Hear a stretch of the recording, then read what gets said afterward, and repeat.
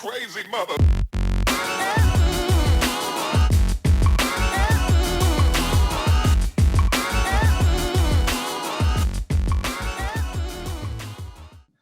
What's going on, everybody? Nicholas Natt, and you are tuned into the NattFitness method. Thank you so much for coming in and joining us. I'm excited to talk about our guest right here. Before we do, you guys obviously know this platform is designed to not only focus on giving you the energy and the motivation, but also the strategies, because there's a big difference between wanting something and a big difference between actually making it happen. So the objective of myself and the guests to be able to provide you with actionable strategies of things that we walk through to help you get from point A to point B.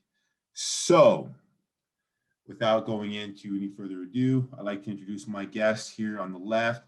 She is much more than meets the surface and is a perfect example that you are beyond a lot more than your title. Your identity is a multitude of things. And so this is the one and only incredible fitness extraordinaire, Natalia Marrero. Natalia, thanks for joining us today. Yeah, thank you so much for having me. I'm excited to be here today. It's going to be a lot of fun. Obviously, you and I have had some great conversations leading up to this.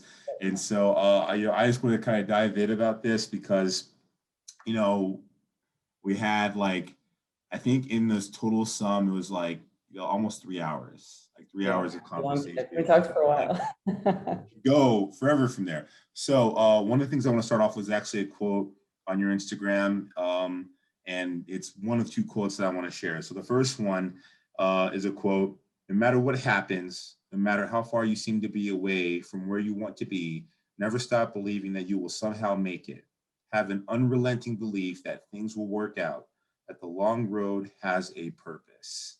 I like that. I like that because, it gives hope, I think, from a dire desperation. And it's very much not the, fairy tale story that we're often told as kids. It gives hope to dark inspiration. And so here's one that I love even more because it hits kind of where we're going to kind of start off. "I have learned more about myself when my shit was falling apart than when it was together." Mm-hmm. So I love talking about those two quotes because, from the surface of people who know who you are and the individuals who don't, you're well accomplished, you're, I won't say a single mother, but you're a single parent, doing it by yourself. You have built extraordinary businesses. You've been an athlete your whole life. You are now a professional bodybuilder, getting ready to prep for your debut of your pro stage. And so you clearly have accomplished and figured out not only how to take the hand that life's given you and optimize that, but there's clearly a story behind that. And one of the things that you talked about, and I think that people recognize, again, from looking at you and from following your journey, if they have, and if not, just the typical inference about bodybuilders, right? About a woman bodybuilder is that, you got the genetics, you obviously go beast mode in the gym, which you do, right? And that your Instagram is full of weights and shakes and getting it in. But there's much more to your story behind how you actually ever became a bodybuilder. And so we'll kind of circle back and talk about all the nitty gritty, but as a whole, bodybuilding was really a saving grace for you at a very dark time. So why don't you open up about that and give everyone a little bit of the behind the scenes perspective? Yeah, I mean, I'm not sure how far back you want me to start, but I think, the general gist, especially with reference to the quotes, is that, we all go through hard times in life. And a lot of the times coming out on the other side is the thing that helps us to realize, a multitude of things. It could be our potential, it could be our ambition, it could be our drive, our dreams, our skill set, and the things that we would not have figured out about ourselves if we hadn't gone through hard times. I came into the bodybuilding world very young. When I was in college, I met a bunch of bodybuilders, and it was something where, college is a time where you try to find your identity. And a lot of times people waste that time, partying and getting lost, probably more so than when they started. And, I've had some struggles with, going down that rabbit hole, in college, beyond, and, even things like alcohol, drugs, eating disorders, body image issues. And being in the gym was one of the things that, made me feel like I had a sense of purpose. And that purpose was, to be a badass, to work out hard and, change my body. And, a lot of the times they don't mix, the partying and the drinking and all that stuff. It doesn't mix well with trying to get a six pack. So, you learn this structure of, I have to give to get. And I think that was an overarching theme in our conversations, was like this talk about how structure actually helps us to find things that we love and keep going. People who have hobbies that are great athletes, whether it's a football player or race car driver, they do those things in and out every day, and they perfect their craft. And that's part of having habits and structure. So, I knew that being in the gym was something that I really enjoyed doing. I liked seeing my body change. And I met, a bunch of bodybuilders, and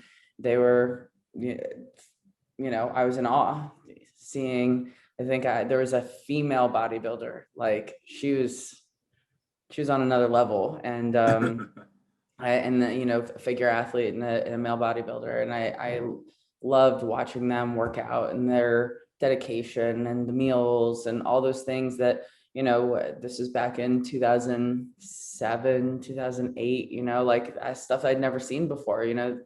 Instagram wasn't really around. It's just like Facebook, and you didn't get exposed to that sort of thing unless you actually saw it in real life or the magazines. And had always been interested in it. So it's definitely something that gave me a sense of purpose, to walk away from things that were potentially bad for me, and walk towards something that, gave me a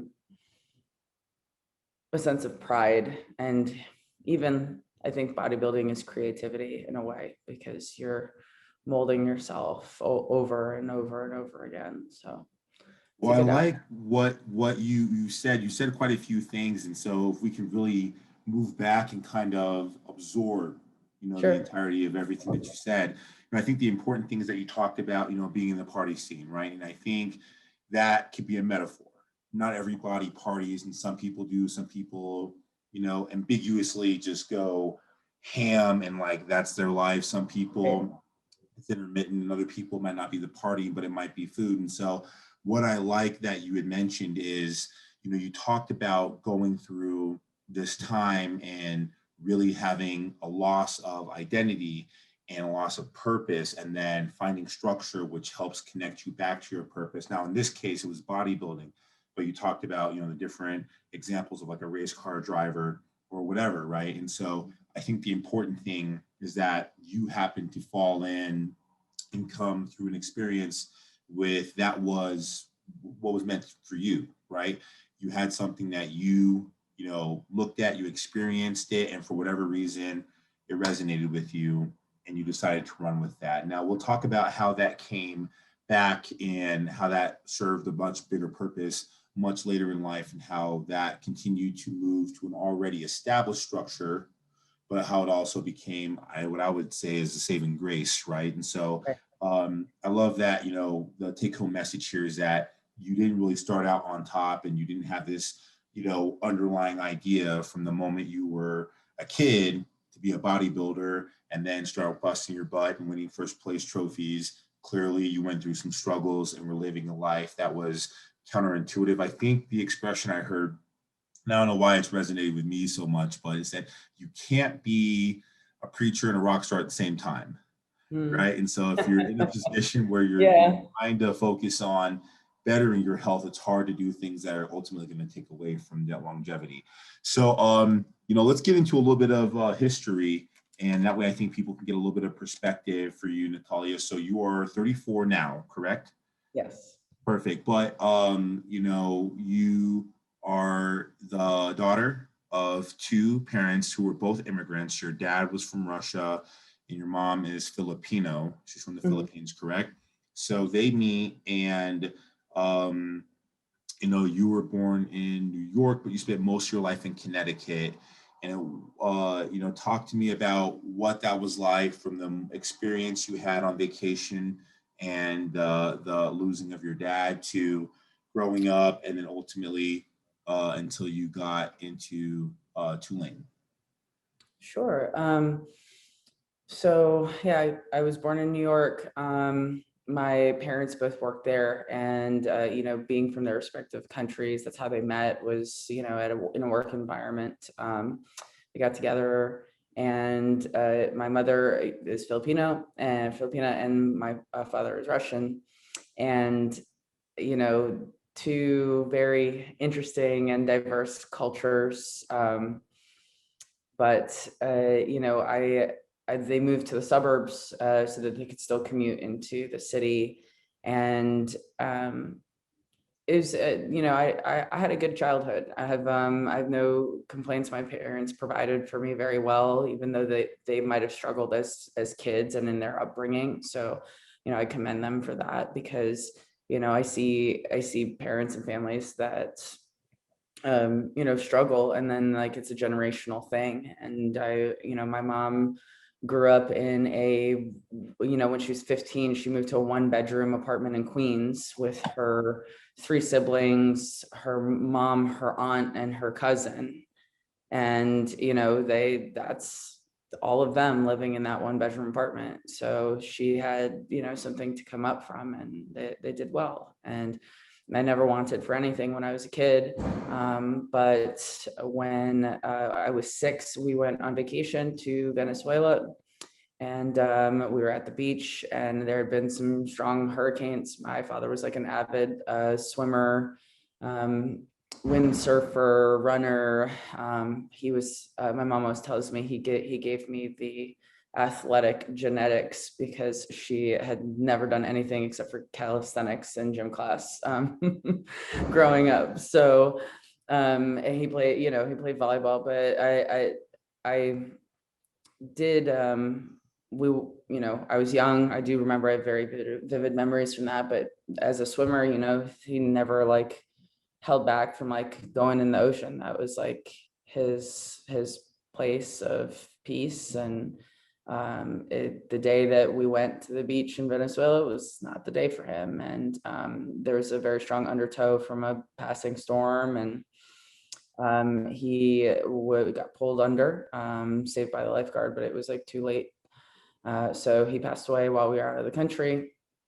And then we had to transport him back from Venezuela to the States and bury him and all of those things. It was a very tough time. You know, me being at 6 years old at that point in time, like, this is very hard to comprehend, like to know what was happening, but not really know, and not really understand the impact of the events that were kind of swirling. So my mother, you know, became a single mom, and she did her best. You know, I have a lot of like emotional ties to that time in my life. Definitely my source of independence and I guess protection of self came from that. And you know, it was just us for a long time. And my mom got remarried eventually as I was like graduating from high school. And you know, she's happy now. But you know, it was a tough time. It was a traumatic time. You know, there was a lot of tears, a lot of memories from that. So she did her best to honor my father by, you know, pushing me into athletic things, because that's what he loved. And she wanted me to, you know, I remember going to like junior Olympic track meets when I was in middle school because she thought it was important that I did something that my father loved to do. And I signed up for volleyball because it was something that he loved to do. And so I got into that, and I played basically from I was in like sixth grade all the way through to my freshman year of college. I was on a championship volleyball team in my high school career. We won 3 state championships. And, that was my life for a long time, was just like immersing myself in something that, that I love to do. And that's how I learned how to lift weights. I would look forward to the practices. We would get to end early because we got to go to the weight room for like 45 minutes before we were allowed to leave for the day. And I didn't actually learn how to lift there. It's just like throwing weights around as a 14, 15-year-old girl. And then when I graduated, I went to Tulane University. Well, tell me a little bit about, I want to get into what happened in volleyball at Tulane, because we'll have to cover so much of what you talked about in the past, but talk to me a little bit about growing up. Obviously you're in Connecticut, right? You grew up in your high school time in Connecticut, you're in a championship volleyball. It's what you know. Your mom provided for you, she did well. And now you're going to Tulane. For those of you who don't know, Tulane is in the South. It's in New Orleans, Louisiana. So talk to me about what that was like going to Tulane, and really what your experiences was like interacting with the culture down there. Oh gosh, yeah. So I forgot we talked about this, honestly. So yeah, it's interesting. If we go back to like my history, my culture, because my father was an immigrant during like Cold War times. He defected from Russia, so we didn't have a lot of Russian family. Like he had an aunt that lived out here, and eventually one of his sisters moved to the States. So that was like the extent of my exposure to Russian culture. There's a small village that my aunt lived in, and we were able to, my mother and I visited every other weekend, and I got to see a good side of it. But my biggest exposure with my culture and background was with my mother. Her whole family lived in New York. They lived in Queens, Brooklyn. So we go see them every weekend. And, I ate all the Filipino food growing up. I was around that family. Unfortunately, I didn't get taught the language, which I'm still a little salty about, but I can say I understand English, and when I get yelled at, I understand as well. But the extent of my cultural experience growing up was with my mother's side of the family. So I very much identify with my Filipino side. And growing up in Connecticut in the suburbs, it's a predominantly white community, and you fit in as yeah, I'm kind of pale for a Filipino, so you fit in as like a white girl, and that's like this bar and the standard of beauty, and there's no diversity. I remember I would tell this to people all the time. The only African American kids in my high school were kids that were part of a program called A Better Chance. It was called the ABC program. They were pulled from inner city schools to live with families in this white suburbia area. And they were given this chance to have a better public school education. And that was it. There were six African American students in my school, and that was it. I maybe had a couple other Asian counterparts there, and the diversity was close to nothing. So here I am graduating from high school. Not sure if I want to play volleyball at like a D2 school, or if I wanted to like really go somewhere based on my grades, because I had good grades as a kid. And I applied to a bunch of schools, Rice, Tulane, Johns Hopkins.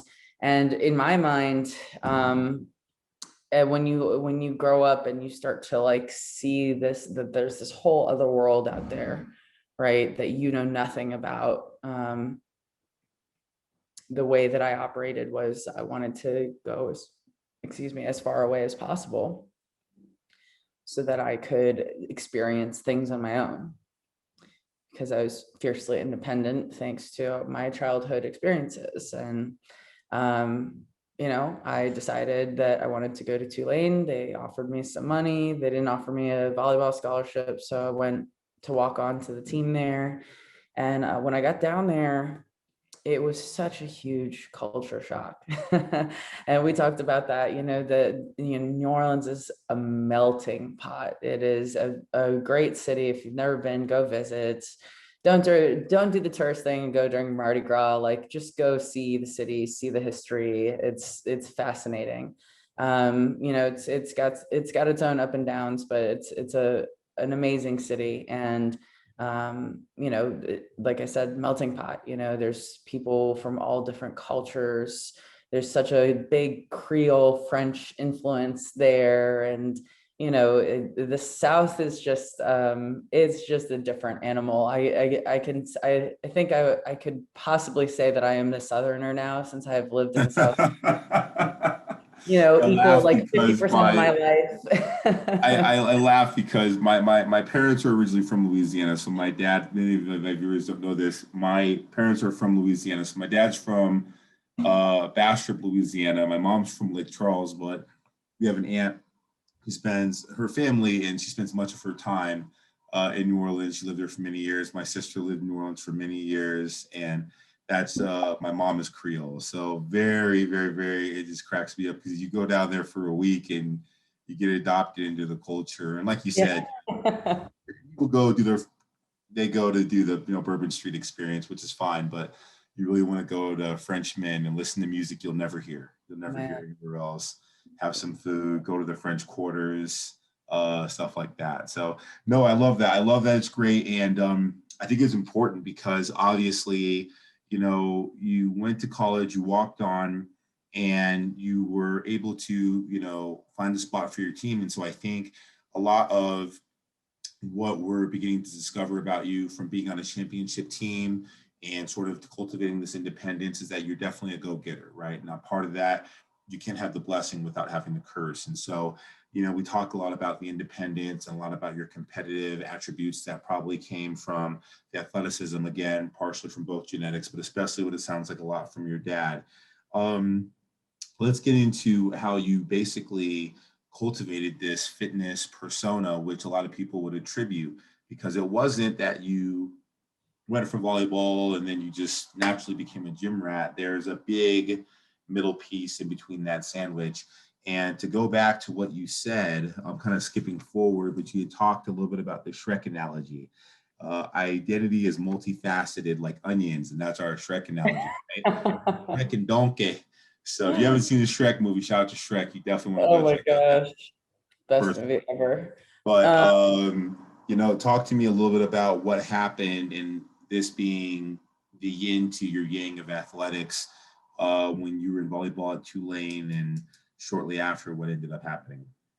right. So I think the context of our conversation about onions is that you asked me something about like what makes you feel like a bodybuilder, or like the identity aspect of that. And I said, well, I don't always self-identify as a bodybuilder. It's part of my identity, but it isn't my whole identity. And I think I went on a tangent about how identity, for people is very multifaceted. I don't think it's just one thing. You can't say I'm a podcaster, like you're not one dimensional. I'm not just a bodybuilder. I'm not one dimensional. That's not my life. And my life is the accumulation of all the things that have happened to me, all the things that I have been, all the things that I am, and all the things that I will be. So I think that saying that you're this one thing is like that's the outer layer of the onion, and you got to peel that back and you find out what made you become a bodybuilder. What are you going to do with the bodybuilding? What experiences have you had that put you on that pathway, because we are our experiences. We aren't just our job title or our hobby or our IFBB pro title, like I love that I can identify in so many different ways as a person. I'm a mom, I'm a daughter, I am a good friend, I am a bodybuilder, I'm a coach. I have been through traumatic things that I've come out on the other side of, my dad being one of them, but all these other experiences that I've had that have brought me back around to the gym and to bodybuilding. And, it's more than just a one-dimensional, I think people think of bodybuilders and they think of like Arnold, being but look at him, right? Arnold's not just a bodybuilder. That man is amazing. He's Absolutely. big, Well, I he's think a big giant onion. people okay, he's a giant onion, and I think so much, knowing his story, not going into Schwarzenegger's story, but going into his story, there's a mixture between ambition and something that he's always talked about, which is you don't break the law, but you have to break the rules sometimes. And I think ultimately that's where you discover it, because like you said, it's a combination of the experiences. You are your experiences, but I think you also are a combination of the choices you make, because experiences are going to happen, right? Whether we want them to or not, life is going to continue to happen until the day our sand clock runs out. What choices, things do you interact and do you make? And some are going to be positive, some are going to be negative. And so I want to revisit this quote that you had said, or it's but you posted. And again, I think it has such a pertinent meaning to this darker time that takes place in your early college experience. I have learned more about myself when my shit was falling apart than when it was together. So, up to this point, Natalia, not to give your life this, summary, like we can do that. But, you've been a volleyball athlete, you've crushed it, you have a great sense of independence, despite your father passing away at an early age, you have a pretty good upbringing, and you were able to make it into Tulane. Volleyball didn't work out into Tulane. And so talk to me a little bit about going from being on the team to not being on the team and everything that happened afterwards. Yeah, so I had a great experience when I was in high school. I had a great coach. Like I said, 3 state championships. She herself has won like 20 with 20 different teams across like 20, 30 years of coaching in that town. And she, she was just probably one of the greatest coaches that I've ever had. And I look up to her to this day. I still think about the things that she's taught me. And when I got to Tulane, I wasn't inspired. I wasn't inspired by the coaching staff, by the team, by my teammates. And it was just something that I couldn't get used to. So walking onto the team, while difficult and like being, kind of like practice squad, having to work my way up, it wasn't something that I was opposed to, but I didn't mesh well. I didn't mesh well based on my past experiences and my expectations for how to be coached. And I made a rash decision as a freshman in college and said that I didn't want to do it anymore. So I left volleyball, and I continued playing. I mean, honestly, I continued playing well into adulthood. I was doing recreational leagues, sand volleyball leagues, all the way through until I was like 24, 25. But there was a period where after leaving that team, I didn't really quite know what to do with myself. And there I am, a freshman in New Orleans, where you can get into a bar when you're 18. And, I went down a path that was definitely a little bit scary. I almost failed out of my first year of college. I think my GPA was like a 1.0, something absolutely terrible after my first year. And it was not fun. It was not, looking back on it, it was not a fun place to be in, because I felt very lost. And I turned to, the partying and the alcohol and the drugs to kind of self-medicate from that experience. And it took me a while. Funny enough, I went through Katrina. It was I think, going into my sophomore year of college. So then I was displaced for another 6 months, which was just compounded all the things that I was doing. And we had, grading issues where during Katrina, everything was pass fail and you didn't get your GPA averages. So I had a big wake up call, partway through my sophomore year of college, where I was like, hey, if you want to keep going and you want to get this degree, you're gonna have to shape up. So So not to interrupt on yeah, that, but I want to touch on that because it's compelling to hear that, right? It's compelling and it's inspiring to think that, here you are and you have this upward life trajectory, and then bah, like there's just this wall, and it's right, so easy to habituate into that, right? Like people talk about this all the time from a number of perspectives, where they start spending and then they can't stop spending, or right. they start eating out every day and then they can't stop eating out. And it's so easy, I think, to just fall into place and to talk about momentum, but to pivot, right, where you come to a dead stop with something that's generating you with energy down one way, and to go inside your head and have an honest conversation, right? To deeply look at yourself and say,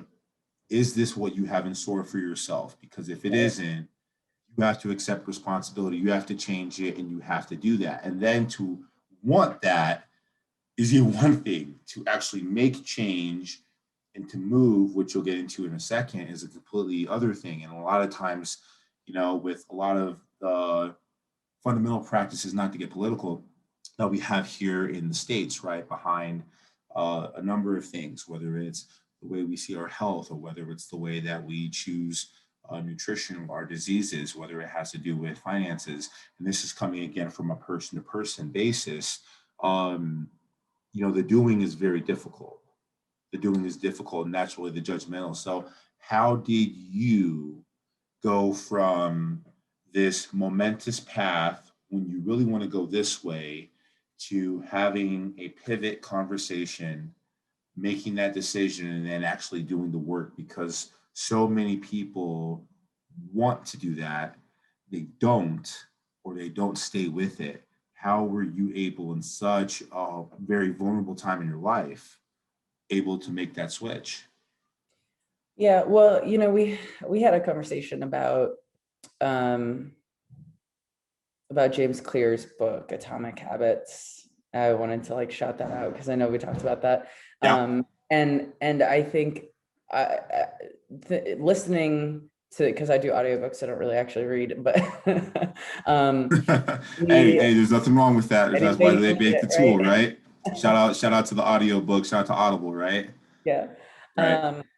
How James Clear talks about atomic habits and how little things that you do every day can change your trajectory. And what you don't understand is those little things can compound themselves based on the activities that you're gearing towards. So the toughest part for me was that I was doing these things every week, that, whether it was skipping class, or, not trying on my homework, or going out for a drink when I should have been studying, all those things that led me down towards that path. My wake up call it started probably when I got my grades back from that year that I almost failed. And it turned me around, that said, hey, if you don't get your shit together, you're going to drop out of college or go to community college or whatever. And you're going from this really amazing institution to potentially, going through this time of being out of school. And so I just, that was the first habit that I was like, okay, what do I have to do to get my grades up? And then Katrina hit. And I actually had the phenomenal opportunity. I don't know if you remember when that happened. They were taking the students that were displaced from the schools in New Orleans. So like Loyola of New Orleans, Tulane, Dillard, Xavier, all of those schools. Those students were like basically sent back home, and they said, we'll figure something out for you. Well, to figure something out, these other universities started opening their doors and saying, hey, we'll take your students and we'll put them in similar classes to whatever it is in their school that they need.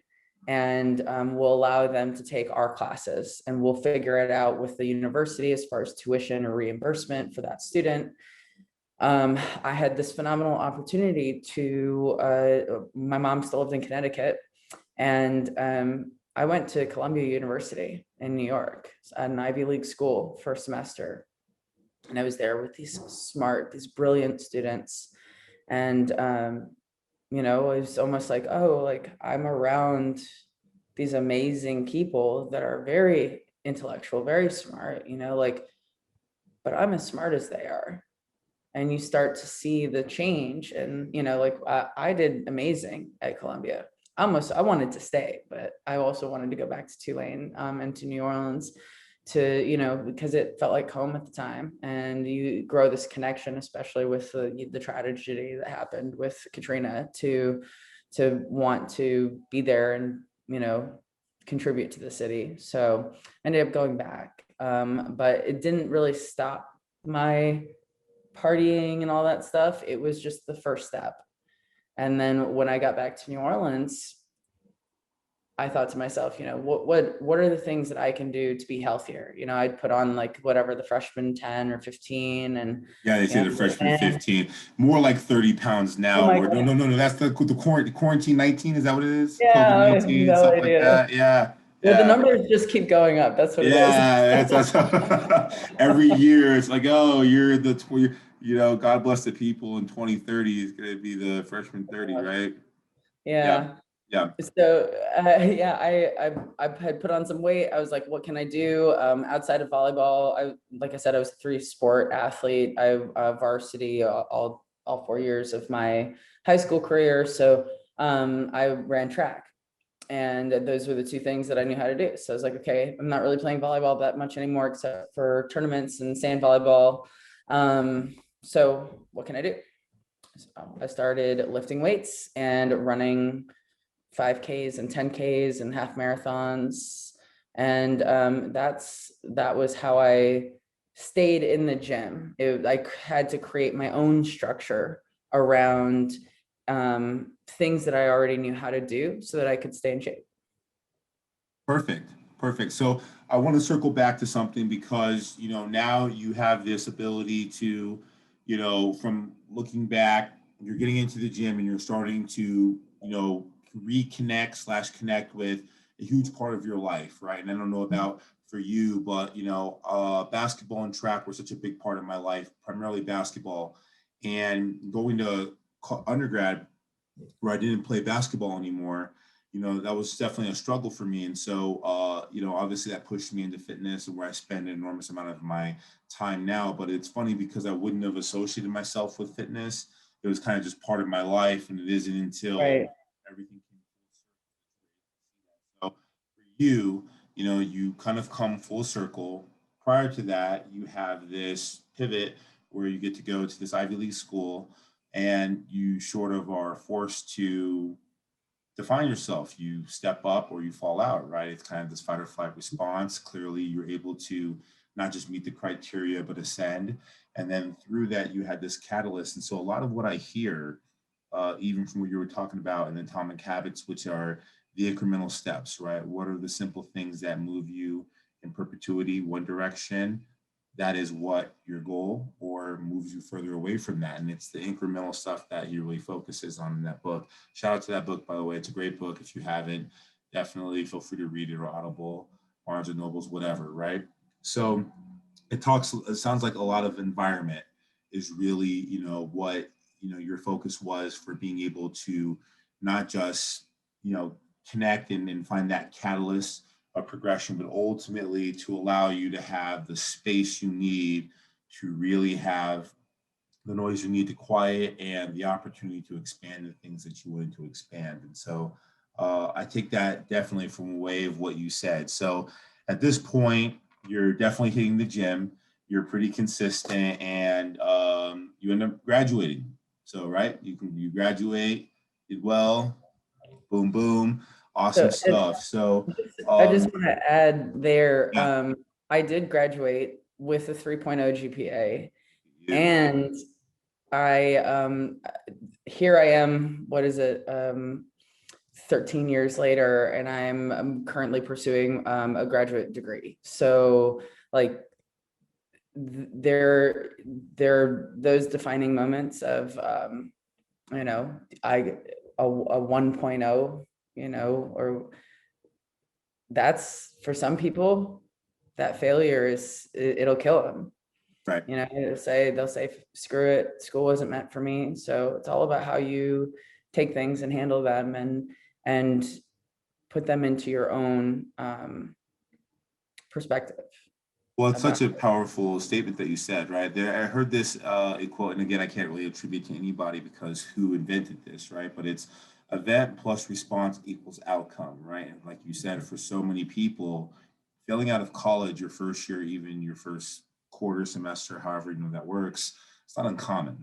It's not an uncommon thing. As a matter of fact, I think it happens, very, very, very frequently. And for so many people, it's not the fact that that occurred, that was a situation, but it's very much that becomes the story. I am this experience because they attach, like you said, into that identity, and they haven't cultivated a multifaceted approach. And so if I'm the guy who failed my family, who failed myself, who is a failure, or wasn't smart enough or wasn't disciplined enough, then that consciously or unconsciously becomes adopted, and you see that play out. And some people don't go back to Yeah. school, and their life becomes a continuum of 1.0, right? And so shout out to you for doing that, and obviously going the exact opposite direction of 3.0, but then graduating. So that's awesome. At this point, you're still in the gym, you're still crushing it, you're still kind of moving forward. Okay, so you're in the gym, and we had the conversation. At this point, you're not into bodybuilding, but you've been going pretty hard, you've been pretty consistent. So you're in the gym, and you happen to stumble upon three names of some very influential individuals, right? Mm-hmm. So talk to me a little bit about what that was like from the moment you had a chance to witness, I think in your words, a male bodybuilder, a female bodybuilder, and a female fitness competitor, Yeah, or a figure competitor. I'm sorry. of course.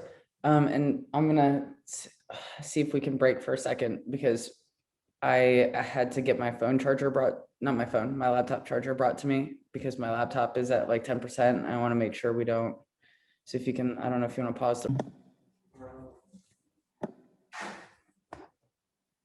Okay. Yeah. So towards the end of my college years,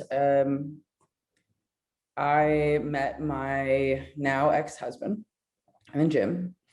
He was a trainer at like the rec center at Tulane, and my last year, my senior year of college, I moved off campus, and he started training at a gym that was off campus as well. And so I started going to that gym. It was really cool because I was able to meet like athletes beyond just people my age. There were baseball, football athletes that would go to this gym, but I think the biggest resonance with me were these three bodybuilders that were always in there. And, they were trained, either trainers at the gym or people that just frequented the gym. And, I got a glimpse into that lifestyle. And there was, a male and a female bodybuilder, like an actual female bodybuilder, like not like women's physique or figure, like she was diesel, man. And and then there's a woman that was bodybuilder. She was figure athlete, and this was back when figure was the only other female category aside from female bodybuilding. Like they used to have to run around in a one piece. and a two-piece suit, and they were velour suits or velvet, like whatever that it was, like back in the day. So it was cool. I got to see that. I got to work out. I got to, experience the meal plans and the lifestyle and all those things. And I started experimenting with like how dieting my body looked and how it worked. And it was a really eye-opening experience. It's something that I was really into. I really wanted to try. And just wasn't the right timing for me. I was graduating from college at the height of a recession, trying to find a job. And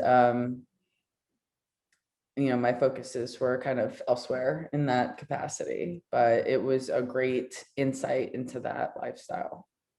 Awesome. So let's just say that that was the seed that was planted. It wasn't something that was gonna prosper and germinate into competition space, but eventually it did, right? So you had Right. the opportunity of being able to jump in, and you had a son. So you had a son, Yeah. right? Your son's name. What's his name? Roman. Roman. How old is he now? He is 11 now. Evan. Okay, so powerful, powerful stuff. So you have a son, you're in this marriage, and you had the seed in bodybuilding, and finally you decide to kind of give it a go. I think you had talked a little bit about at this point, the marriage is doing pretty decent between you and your ex.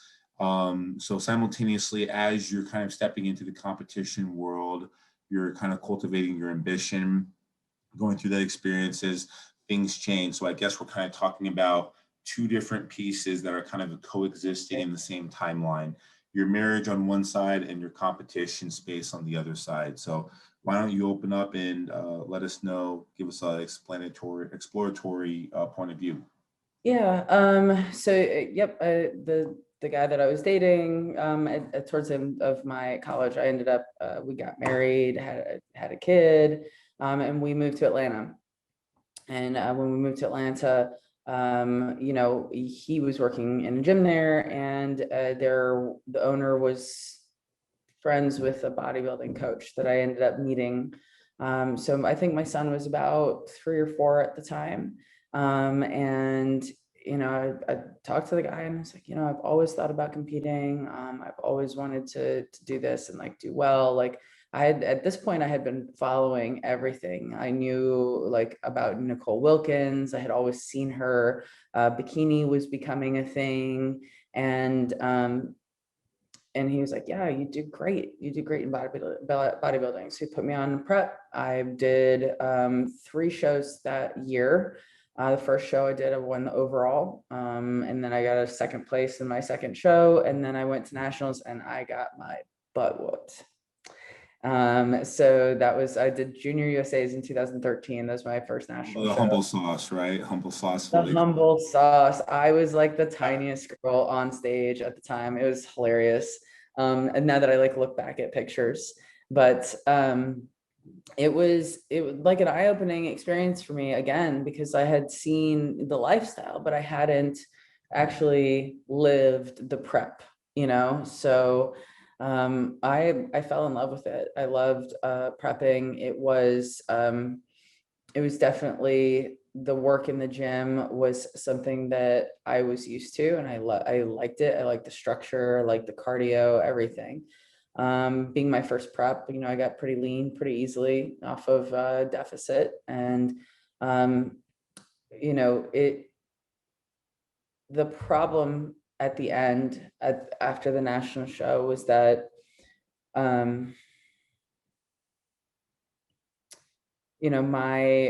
my ex wasn't really keen on it. He didn't really like the competing aspect. He didn't like the bikinis and all that kind of stuff. And I went a year and I wanted to do another show, and it was just kind of like a no. I think I had a bad rebound. I have a history of having bad rebounds because I have a history of eating disorder. So sometimes it's hard to stop with the binging because of the traumas and cues and things and triggers that happen when you're in a deficit. But then the year after that, so at this point, my son is, 5, 6 years old.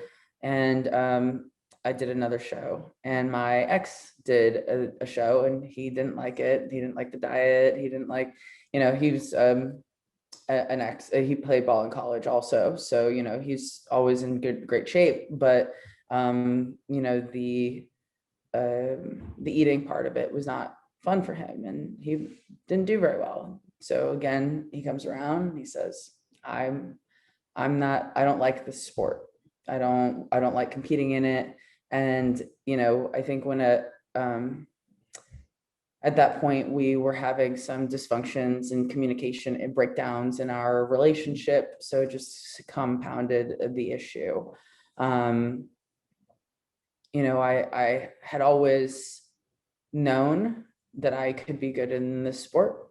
I had people telling me that I could be good in the sport, but I feel like if you don't have a good support system at home, it doesn't translate. You need support. You don't need somebody eating cheesecake in front of you while you're trying to diet for a show, and kind of just like ignoring the fact that you need support in a way that's not just, hey, you eat your prep food and I'll let you eat it, and I'm going to eat all this stuff around you.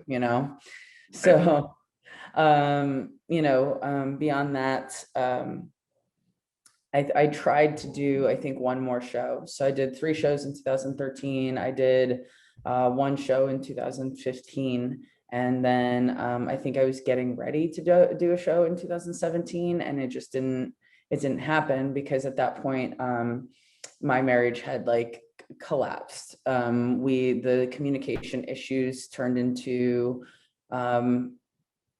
more control and control. Like, I don't know if you felt the underlying tones there, like, I don't like competing, therefore I don't want you to compete.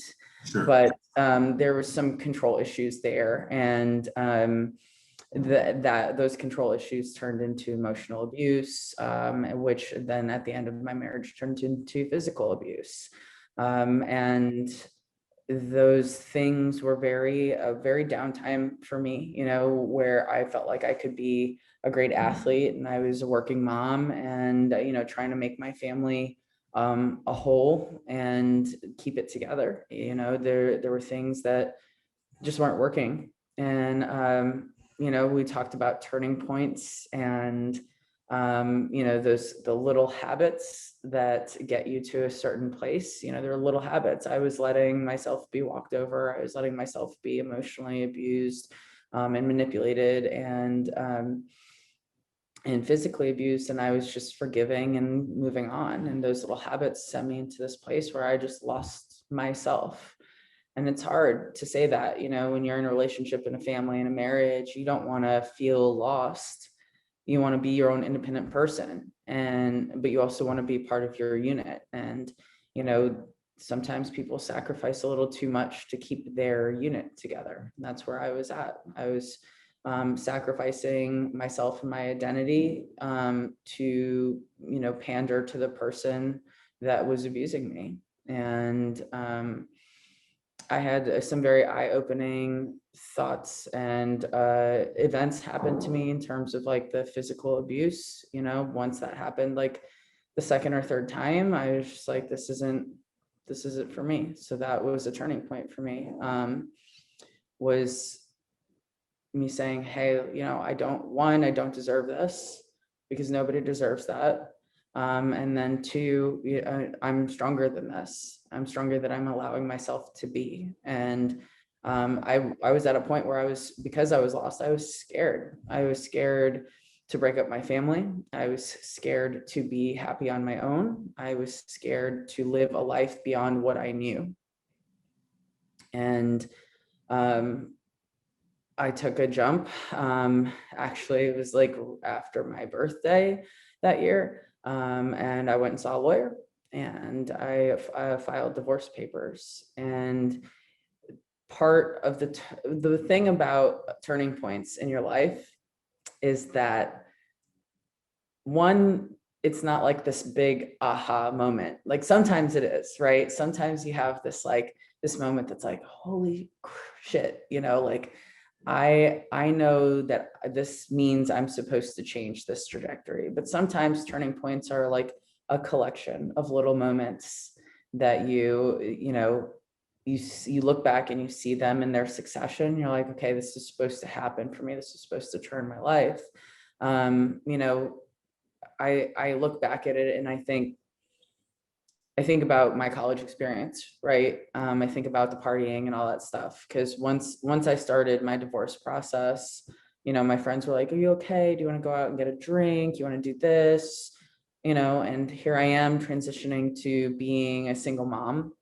And you know, my friends are saying, "Well, let's blow off some steam. We'll go out and we'll get a couple drinks." And a couple drinks turned into several drinks, turns into a weekend, turns into, you know, and I could see literally myself outside of myself, and I could see it snowballing.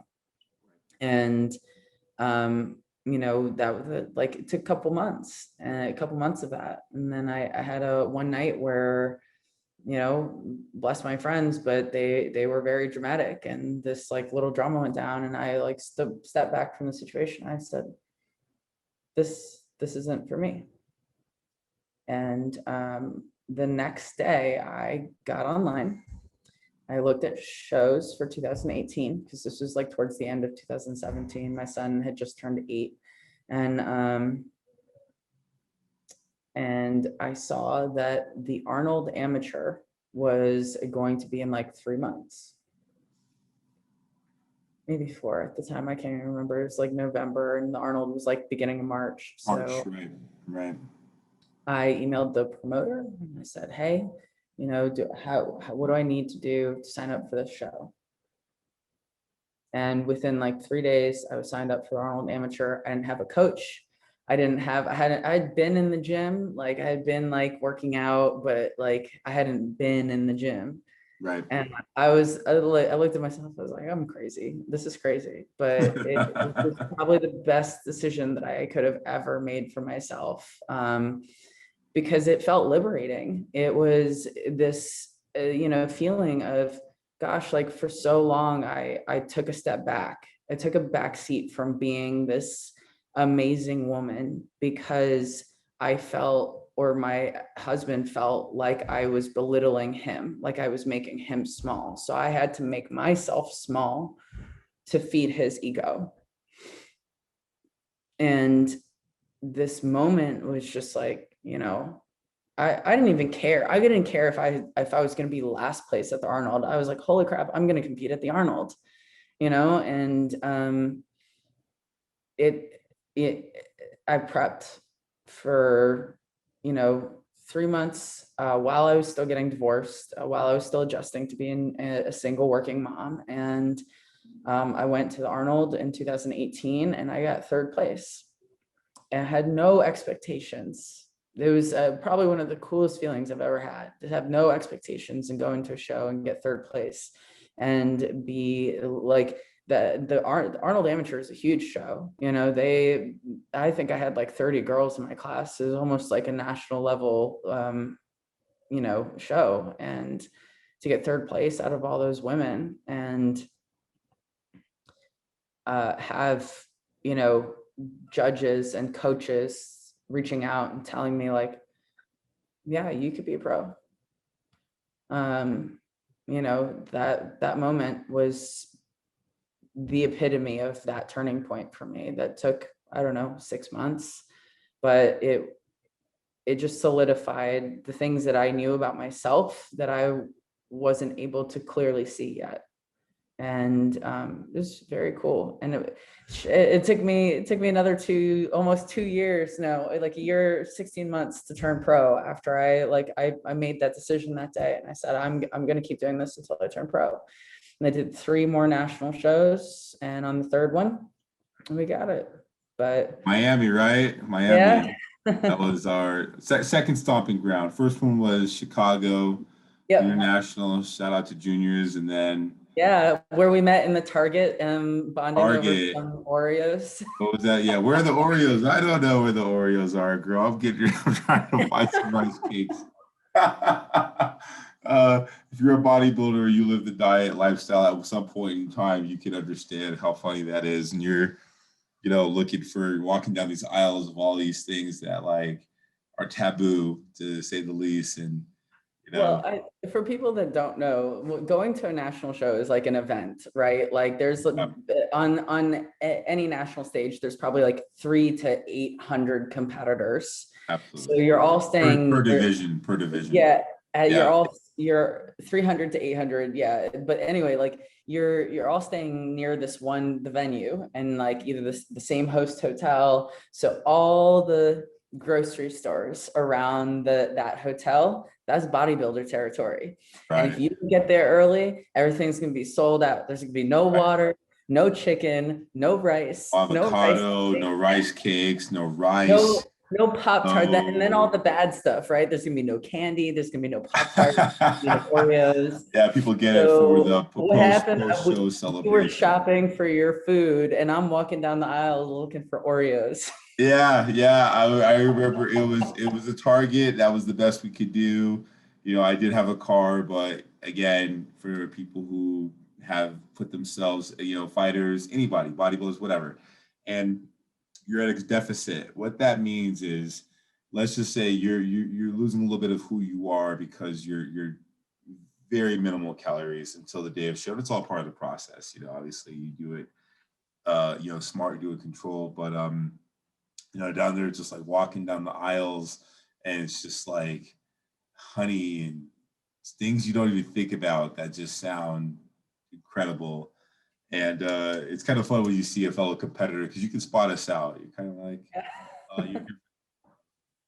oh, you got some avocado. Hey, you don't know where the Oreos are. It's just hilarious. Anyway, so shout out, to juniors and then eventually Miami, which was a great show in Miami. So great show for you, good show for me. Not the best show. I didn't turn pro in that show, but good show for me. So going into to dissect a lot of this because you said a lot of great things. I think a lot of it was that during this time when like you said, you're holding on to so much structure in the perspective of your family and trying to minimize yourself to come down and to even out this relationship stature between you and your husband, and it's ultimately costing you more than it's giving, and to endure the kind of burdens, you break that up, and you break that up so that you can liberate yourself, you can free yourself, and you can become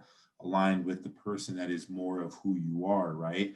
But during that time, there's a lot of ambiguity, and ambiguity is kind of the taboo, or it's the 180 of structure, right? And so at this period of time, again, what you were looking for was support. You got that, but it seemed like it came in that stent. And so here we are, sort of finding ourselves down this momentum of the opposition of where it is you're trying to go. And the reason I like to highlight that is just because I feel like so many of us as people at variable times in our life will make a decision to do something good. And emotionally, we become convinced that our emotions or our feelings are the guiding light. If I feel good, then that means I'm on the right track. And if I feel not good, it means I'm on the wrong track. And it's hard to put yourself in a state of something that can be so vulnerable, that could be so challenging, and know that that's good. The thing about partying or having drinks or going out and getting comfort is that it's fun, right? It feels good. So it's hard to break that over and over again, whether that's the food, whether that's the influence. And so ultimately, you end up doing that again, right? By just signing up. Now, here is the part that I really love because I feel like this becomes the definition of immobility. And again, the higher the achiever you are, the more that you can obviously relate to this. You go out on a whim and you're just like, all right, let's really shake this shit up. Let's do something crazy. Sign up for our own amateur.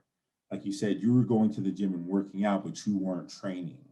You didn't have a coach. You didn't have a plan. You didn't have this forward, upward, progressing process like you might have had at any of your other shows. And so to be in that space is one thing. And again, for anybody who's going for anything, whether you're going to medical school, whether you're an athlete getting ready for a competition, MMA, bodybuilding, a triathlon, or whether you're studying for a major exam, Series 7, anything worth having means that you have to sacrifice and make that work. And it requires structure, it requires focus, it requires discipline. And to be in a world where everything is changing and you have all of this happening, I think it's funny because a lot of people would ask yourself, no, no, no, no, no, you need to have all these things happening. And for somehow you just knew that gave you structure, that gave you focus, that gave you discipline in a time where you had an enormous amount of volatility. And I think I want to point that out because it's unique to see that, because my first expression is, why would she do that? We get mobilized by our perfection complex. And here's all the reasons why you shouldn't do that, and it's the weight. I'm gonna wait till I lose 10 pounds before I hire a trainer. I'm gonna get myself situated. I'm gonna wait till at the end of the divorce. And that would have been very justifiable, for at least from my standard, right? Like why not get yourself over the hump before you think about competing? And I think that in a weird way, it almost served as a catalyst. And so I want to bring up a question because, you endure trauma. Going through a divorce and a breakup is not easy, whether you're married or whether you've been in a long-term relationship or any kind of relationship, whether it's a business relationship or you lose a parent, which you also have done, or you lose a spouse, but you had a son. And a lot of times I think that people feel obliged to stay together because of a child or because of a family.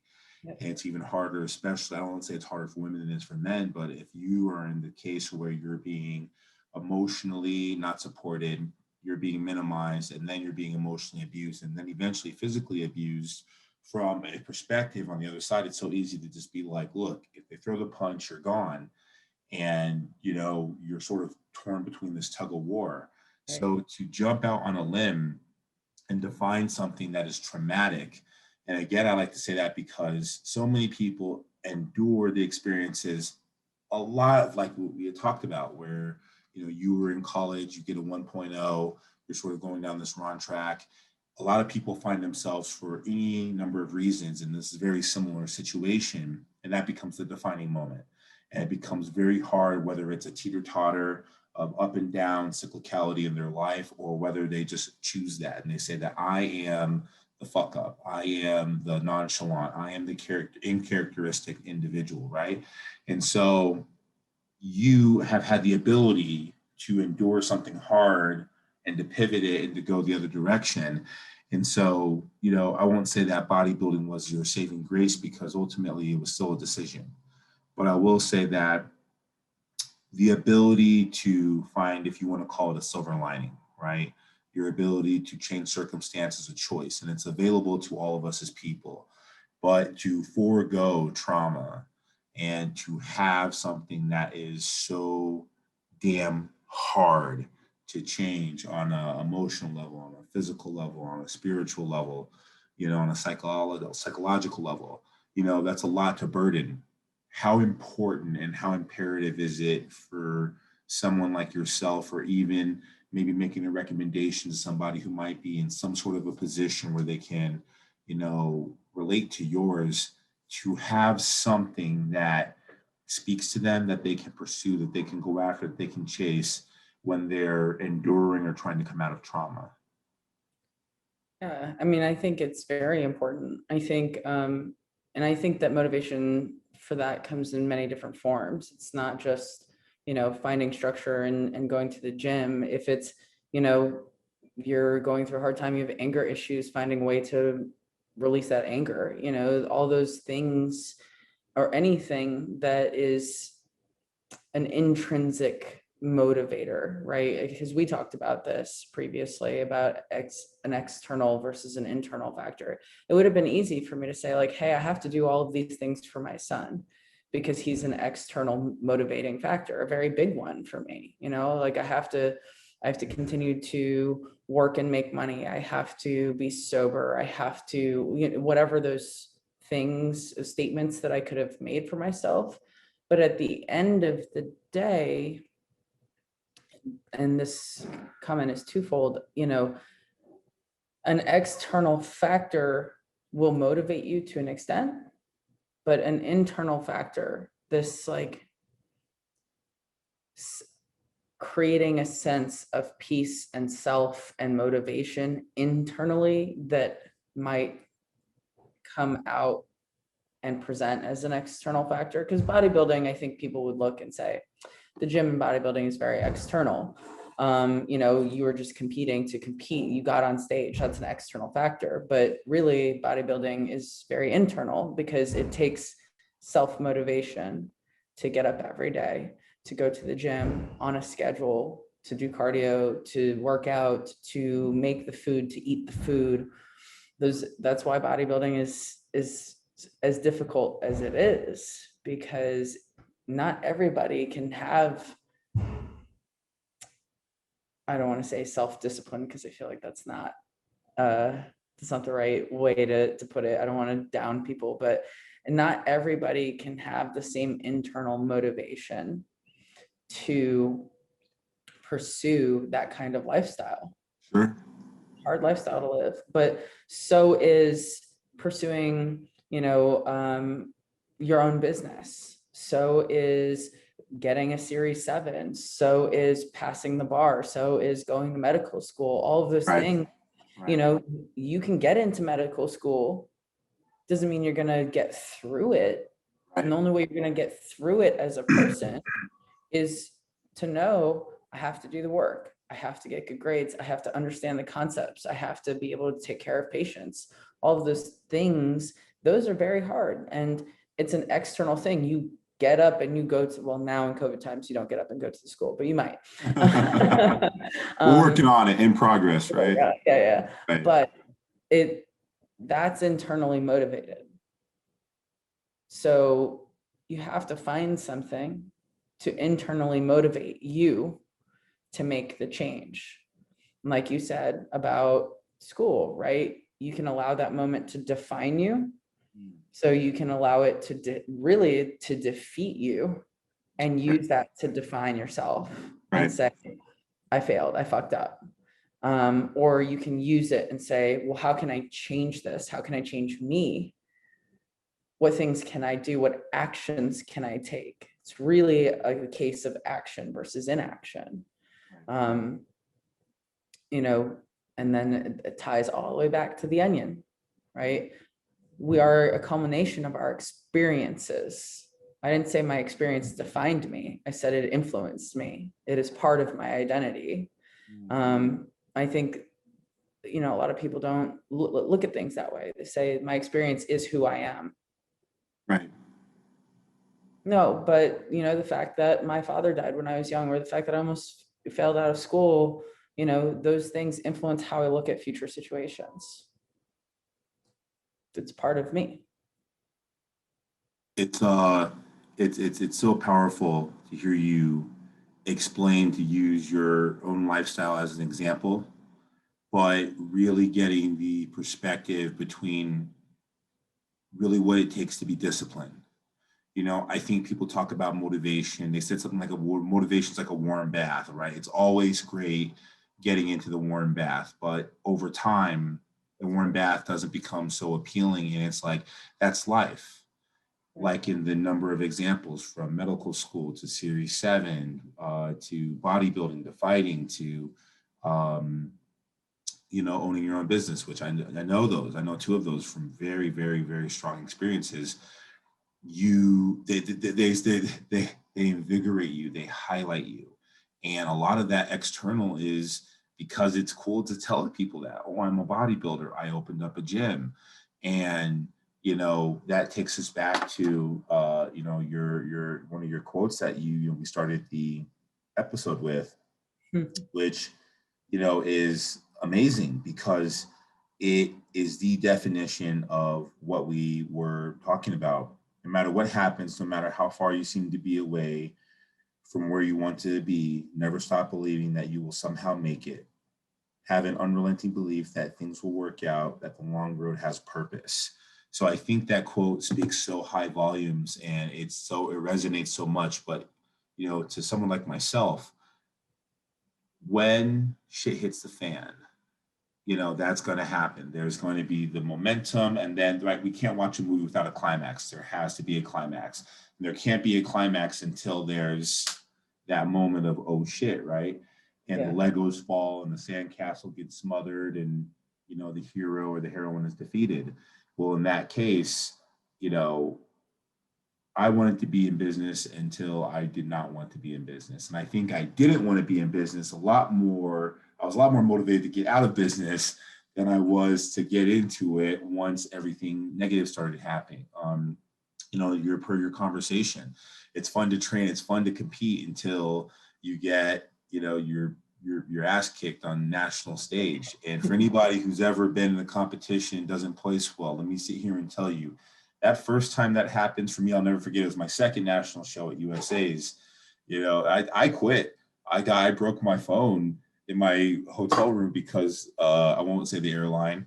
God bless them. They did the right thing, but they wouldn't let me change my flight because I wanted to fly out that like right then and there. I wanted to fly out, and they weren't going to let me do that. They were letting me do the next day. Unfortunately, I had friends there, and I ended up staying. And I've grown a backbone. But I guess the point that I take away from what you're saying and what I would love, so if you're listening to this message, is that when you go through the hardship, you're going to find out if you're really about it or not. And that unrelenting belief that we talk about here in this quote, I think that's something that has to come from inside, and that takes over. And it doesn't mean that the external motivators, the glamour, the beauty, or the success of having a business, those things are nice, or passing your series, but ultimately, can you have some defining purpose? And I think if you do, then you can find yourself a victor on the other side of going through something traumatic or something painful. And you're living proof of that, Natalia. You clearly have the ability to transcend, your experiences and to build and cultivate your life into that which you're able to do it. So, I definitely commend you for that. That is amazing. And obviously no easy feat, because for every success story like yours, there's probably, arbitrary stat, 100 more that people who couldn't be in the seat today doing what you did because they were defined by their experiences instead of because of them. So awesome stuff. We're almost out of time. Before we do that, I want to definitely thank you so much for coming on the show. I wanted to definitely hand applaud you for being so vulnerable and sharing so much of your personal information. How can these people connect, find out more about you, and listen to more about who you are? Yeah, so I'm on Instagram at Natalia Marrero.ifbbpro. And I will be actually starting a podcast here soon called The Prep Files. So just a little bit deeper dive into, what goes into bodybuilding. So if you're interested in learning more about the NPC, the IFBB, and hearing first from some top tiered athletes, that will be the show to listen to. Awesome. We'll loop some of that in the show notes. And so if you guys are going to be viewing this, definitely look at all the stuff on the social media platforms. You can see that. If you're watching this on YouTube, definitely go to the links and you can find out more information. Or you can definitely connect with Natalia on Instagram and just message her directly. She'll be excited to hear that you had a chance to listen to her and the story. So we're almost done, but the last question I have is, how can people cultivate their superpower the way that you cultivated your superpower? What would be your answer to that question? We're talking superheroes now. Gosh.